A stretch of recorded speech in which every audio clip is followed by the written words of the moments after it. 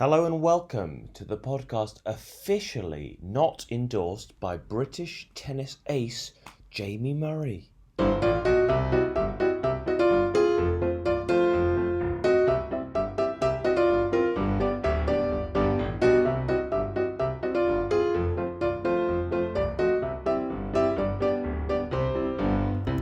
Make sure you have a sharp pencil and you're looking at me because it's time for My Outstanding Lesson, the podcast where teachers tell us about a memorable teaching and learning experience from their career. Hi Jesse. Hi Freddie. Who are we interviewing today? Today we're interviewing Dave. Mr. Dave. Teacher at our school. Yeah, a fellow Canadian. Canadian man. You're a Canadian woman. He's a Canadian man. That's true. Yeah. It's a factual podcast. There's a word that if Dave says during the interview will land him in detention, and the word is... That's the time when you say the word to me. Arsenal. Arsenal. Not a supply of ammunition and weapons, specifically Arsenal football team. So why would this be a word that a Canadian man would utter That's a good question. in a teaching podcast? Because Dave loves Arsenal. As do I must say. Both big Arsenal fans. But we don't talk about that in lessons. Okay. Anything else we need to say about Dave before we start the podcast? Dave's a great guy. Oh, hi Dave. Hi Dave. Come on in. Come in.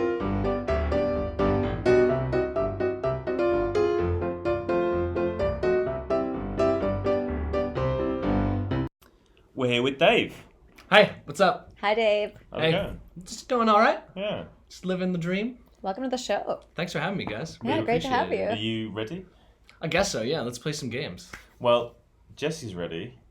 Jesse's just done what looked like the hacker to prepare for this. Yeah, it was more like the funky chicken more than anything else. They're brain gym exercises. They're quite handy to use with children before exams. Okay. Interesting. I would just use that for fun to I be thought like, it- hey, look at me. I thought it was an intimidatory thing. I was not scared, plus I was not even looking. I was definitely not trying to intimidate. Dave, good day? Just a regular day. It was Yeah. better than yesterday. Yesterday Teaching seemed and like, stuff. well, coming back from a holiday is always hard, right? So you come back and, yeah, Shanghai is very liberal. Dave is immediately trying to get us cancelled. Someone's been watching the latest South Park episodes. It's been pretty good. I'm glad I could share that with you. David, do you think you're pretty good at times tables? I can cheat and do the nines on my fingers. Okay. But yeah, sure. The reason why I ask is because I'm about to make you an offer. Can I refuse it? If You're not gonna be like the Godfather? Oh my goodness. Yeah. Yeah. You two The together. impressions have started. You might be able to refuse it. During this interview, I'll shout a times table at you, and if you get it right, I'll buy you a coffee tomorrow. Can it be Instantaneously. Starbucks as opposed to school coffee? He's read the small print. Yeah. Okay, I read one. It will be a Starbucks coffee. I'll agree to that. Yes. Good man. How many digits are in these timetables? It'll be 12 times 12 or below. Okay. Okay. 144. Next question, Dave. Have you ever seen the greatest Christmas film of all time, Jingle All the Way? Yeah, it's been a while though. So Okay. I don't remember much of Arnold in that. Well, I'm glad you remember Arnold was in it because he's got a very memorable line. It's Turbo time. Because he has to don the character of Turbo Man. Yeah. And as this is a turbo table, I'll be asking it in the style of Arnie. Are you gonna start it when you do it? Wow. I'm just gonna let that Let hang. that marinate. So Dave, be expecting a times table from an Austrian president. what was his job? The governor. The governor of California. Yeah. California. There you go. Yeah, there you go. And now I've joined Dave with the terrible impressions. There So you go. That's why I was laughing. Just you to come, Jesse. Oh no. This episode, where will it go? I'm gonna make Jesse at some point Do an do Arnold? an Arnold Schwarzenegger. Yeah, I don't know how I'm gonna do it. Okay, Dave. The next thing we need to do before the lesson starts is the starter. What's gonna happen, Jesse? Okay, so this is something that I downloaded from the internet. This is essentially taboo. So there's one word that you're trying to get Freddie to guess, but the words below that word are words that you can't say in order to do it. They're taboo. They're taboo. So if you were to say one of the taboo words, I would ding my bell. What does that bell sound like? Oh, would you like me to show you? Yes, please. Great. Just out of curiosity. I would love to. Oh my goodness. That went straight through me. Yeah, it's very aggressive. Oh. I'll try a different one. Dave, don't say a taboo word. I don't want to hear that again. No. Oh, that's better. Yeah. I quite like that one. That's like Okay. a nice Buddhist It's kind like a of gong, monster isn't it? A gong. gong. Gong. Okay, game on. Yeah. Who would like to go first? Dave, would you like to go first or second? I will go first. Okay. I'll pull it from the middle because I know Jesse's seen the top one. I'm not guessing, but Oh, I do have okay. to watch. All right. So, KTV. Karaoke? Yeah, very good. Yes. This beat heard on old technology. What's that old technology that would play a beat and people could dance to? A record player? Keep going. More modern than that. Sometimes in a car you CD. turn on the AM or FM. The radio. Yeah. Okay. When you're not feeling well, you see this human. Maybe not in China, but somewhere else in the world. You see the doctor. Yeah, there you go. This is a... That's 2 hits on China you've made, Dave. Steady. Steady. We have to edit all those out. It's all gone. We take this into work. Metro, tube, Train. and The underground. another word for that. The subway. There you go. I'm sorry, I'm English. We don't say that word, Dave. Yeah. That's why I said tube. Oh, and we're out of time. Oh, no. Okay. That's pretty good. I forgot to set a time limit, so I just made it up. You sounded so confident. I was like, where is her stopwatch? Oh wait, we She want was that looking one. at the top. I just put it right here. Okay. Okay, Freddie, it's your turn. Also, no gongs. I didn't want to hear that bell. You did great. Do you want to Thank hear you. it now? Nope. Okay. It's fine. Freddie, it's your turn. Okay. Right. You and I both hate this snack. Bananas. Yeah. This is an instrument that people. Guitar. Oh, I didn't even have to You pussy just foot said around instrument. that one. Cut that, man. This is grade 2's last inquiry topic. The kids loved it. I did a badass Chocolate. display. Chocolate? This is the period of the year after autumn. Winter? Yep. This is not a holiday in this country, Dave. Christmas. Oh, You cannot say holiday. shit. I got excited. Was it Christmas? Got through it. Yeah, it was Christmas. Oh, and we're out of time. Oh, Okay, God, that at the invisible moment, stopwatch Freddie again. is 1 ahead. Would you guys like to do one more round? The thing is, if I may, Ah. just to over intellectualize this game a little bit, I'm winning at the moment because Dave guessed more of mine or because I guessed more of his. Oh, yeah. You guessed 4 of mine. But it's teamwork, right? Yeah. This is a teamwork game. So we Yeah. both win. And I used to play this with a kid. When we did scoring, this kid cottoned on. She was very competitive, and she quickly cottoned on to the fact that if she guessed mine, she would be giving me points. So the sneaky She's like, yeah, little, right. you know what, I just don't clammed know. up and pretended not to get it. You know that big bright yellow thing in the sky. I don't know I it. don't know. So Dave, what are we going to be talking about today? So I had a pretty epic lesson, and it's only epic because last year when I first started at the international school that all 3 of us work at, they do observations, and the vice principal came in to look at an English class that was supposed to happen. However, this English class was taking place right after homeroom, and for whatever reason, the kids just were stuck in a zone with the topic that we were talking about for homeroom. It might have been resilience, it might have been respect, I don't really remember. And it was only epic because you can kind of, as a teacher, see where your class's head is at and then make an adjustment on the fly to just keep something going if you see it's working. Or if you see that they're getting more out of that than what an English class would be, which is, at that time, would have been reading a story from Journeys and talking about what's happening in that story. And it was- Journeys is the textbook that we use at school, right? Correct, yeah. So I thought it went really well. The kids were participating a lot. They're asking questions, sharing experiences. And then at the end of it, the vice principal just kind of said to me, all right, well, that seemed like a good lesson, but it wasn't an English class. So I'm gonna have to come see you again for another lesson, and this time make it an English one. And I was like, okay. So you made more work for yourself, is what you're I saying. made more work for myself, but at the same time, it was still an English class.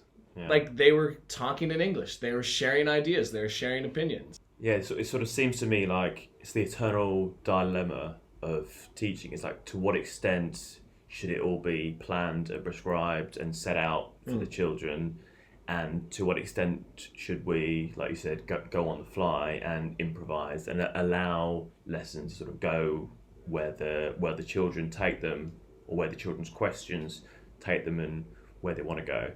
So what you're saying is that you are in favour of the second option of allowing the children to sort of dictate the direction. Yeah, correct. I mean, it's tough to say that, because I have seen some teachers in the past that would use that as a time to just sit back and not do anything, or if they weren't prepared, they'd take it and go with that.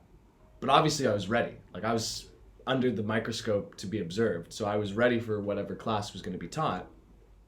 And I think as a teacher, if you're prepared and know where you want your kids to go, but they take you on a different journey, it's not necessarily the wrong path, but it's something that's more beneficial for their own personal learning than just us cutting it off and being like, sorry, we're out of time.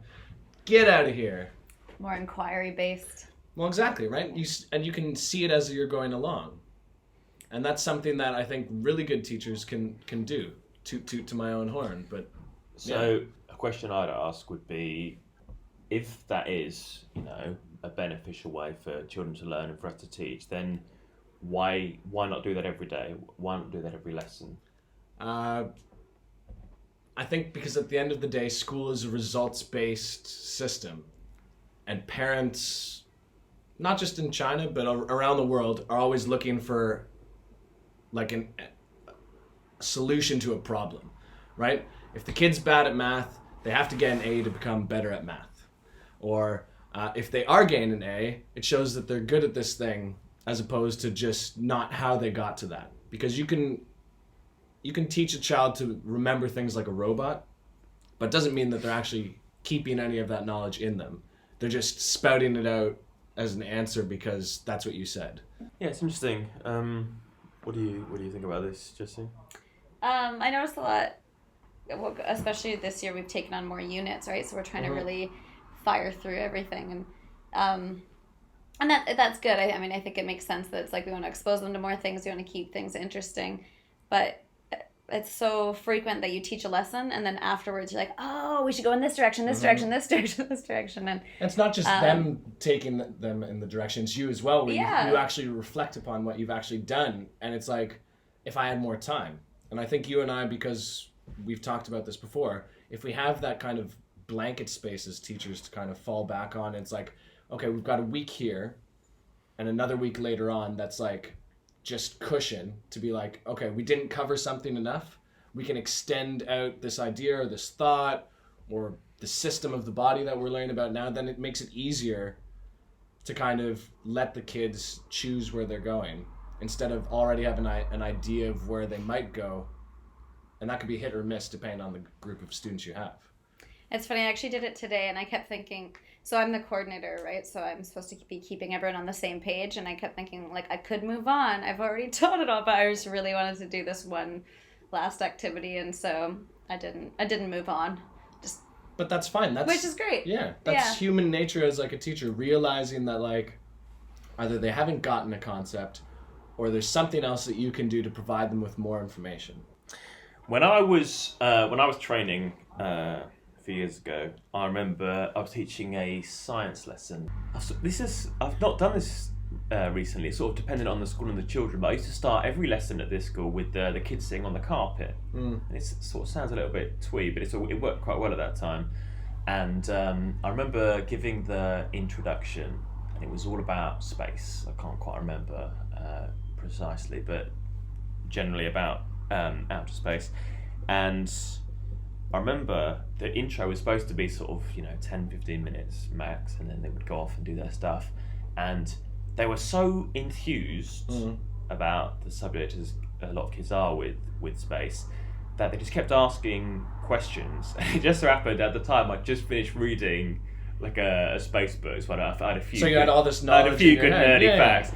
We went for the hour, and they didn't leave the carpet, and we just spoke about space, and they asked us the questions. Then we discussed stuff. And they were really inquisitive kids, and I remember at the time thinking like, God, that was a good lesson. Yeah. We just chatted for so long. However, none of that was meditated and like pre-planned on paper. But wait, there's a kicker coming. It was. After I reflected on the lesson, I thought, you know what? That was great for me, and that was great for 5, 6, 7 of the 30 kids that were engaged in asking questions.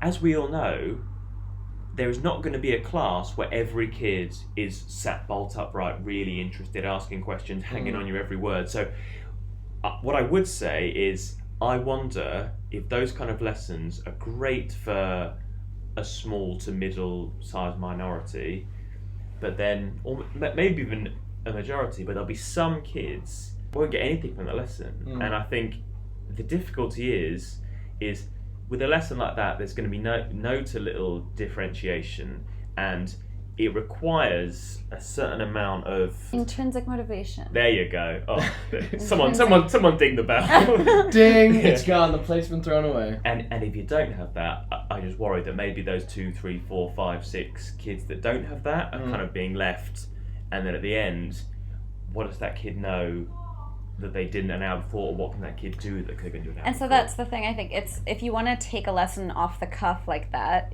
you still have to be like, okay, everyone talk about it in your small groups, or talk to a partner, pair share. You've still got to find ways to make sure that you're breaking things up. You've got to, and like, I are did they that in writing? that Are they really reflecting? It's turbo time, Dave. Oh. 11 times 12. 136. Oh, Dave. No? It is 132. No. It's You pressure did pretty though. well. For the listener's benefit, I look deep into Dave's eyes. I'm blushing right I think now. I saw his soul. Touched his knee too. He did multiple times. Yeah, he really did. Didn't need to say that for the listener, but I did touch Dave's The knee. listener, the single listener. Sorry, Mom. Tristan Okay. might listen to this one. I think we'll get To 3. this one. Maybe The your own artist. as well. Okay. I'll listen to this one, so there's at least 2. Before you really interrupted, Dave, you were talking about the fact that you did do the think, compare, share in your lesson. Yeah, I've done that before where I've had them like share with a partner, share with a group, but even then, it's always going to be the kids who are contributing to you in class that are going to contribute to their groups. And I think that's the thing. When you're not off the cuff, it's easier because you have like a game in your back pocket. Yeah. You've got Yeah. something to kind of jazz it up. So I think we're basically saying that good planning will incorporate moments like you discussed, Dave. So Yeah. it doesn't need to be completely unstructured, but it needs to have that that possibility or that element to the lesson. I don't know much about Eastern anything, but isn't yin and yang order and chaos? Yeah. That's fair It's for a bit like teaching. what we're yeah. talking I about, thought right? yin and yang was male and female. Well, I don't want to get too political on the podcast, Oh but I think they're goodness. both right. Don't want to sound like Jordan Peterson here, but Chaos is obviously male. But that makes sense then. I'm not going to comment on that. You can Google or Bing Jordan Peterson chaos theory. Don't Google or Bing Jordan. You're not gonna have a great time. Save yourself the Just time and energy. Save yourself. Just Yeah. Google yin and yang and see what it Yeah. means. Yeah. Yeah. Only Jordan Peterson can come up with those. Yeah. So Dave, what was the funniest thing a student ever said to you? I don't know about said. I've had a lot of like written things when students will write a sentence. The first time when I was in Korea, we were learning about clouds and different kinds of clouds, and one of the students wrote the cloud was damp shits instead of damp sheets, and I was just reading it and I burst out laughing. It was the Very, funniest. very poetic. I often see kids confusing the A and the U in can't. Yeah, that's a good one. Good. It's always funny. Yeah, I've had that where they'll be like, The amount of teachers that have sent me a photo of a kid's... That's the thing that gets photographed by teachers most often, right? it's always like the writing. kids' sentences when they substitute a letter in the wrong place. It's either that or when they just write like suicidal, like gross thing. This isn't very funny, but I read one and it said, I think my dad might kill me. And I was like, Ooh. oh. And then I called him over like, why did you write this? And she's like, well, David told me to write it. There's another David. I was gonna say, if it was Wasn't me, you. it was a problem. And that was that child's last day. I never saw her ever. again. Didn't ask any questions. I think it's time to say goodbye. Bye, Dave. Thanks for coming. Bye, Dave. Bye guys, thanks for having me. Bye-bye. Go well.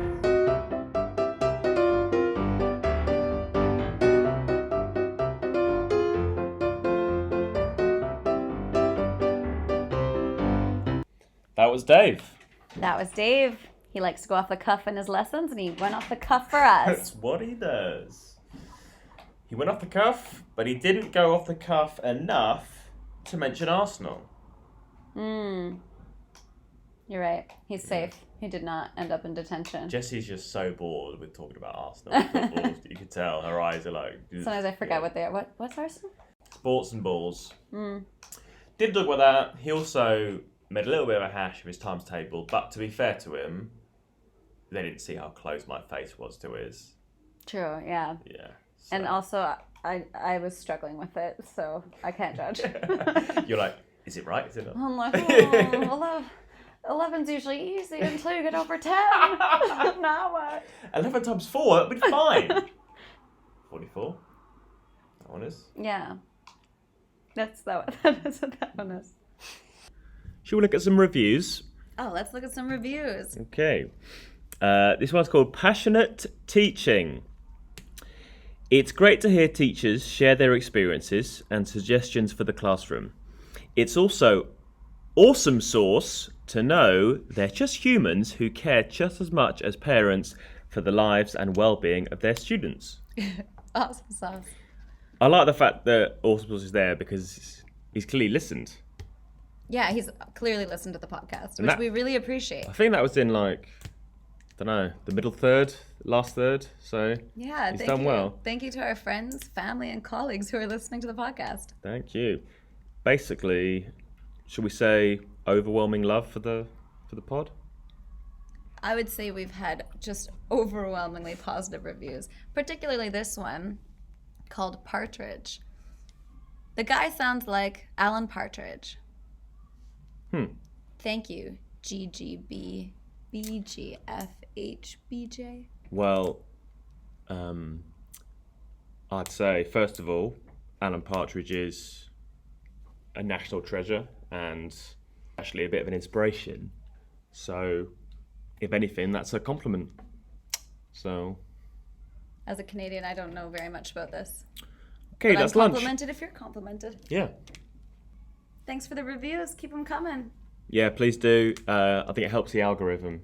I don't really understand it, but if you review, it means other people are more likely to see the podcast. How many stars was it that we wanted? 5. 5 stars. If you think it's shit, keep those thoughts to yourself. 5 stars, please. You don't have to rate and review. No, you don't have to. You don't have to. But if you have nothing nice to say, then don't say anything. At all. That's good, right? That's what my mum told me. Yeah. Yeah. Treat other podcasters the way you would want to be treated. Podcast a day is podcast. 5 stars. And it's bye from me. Bye from me. See you later.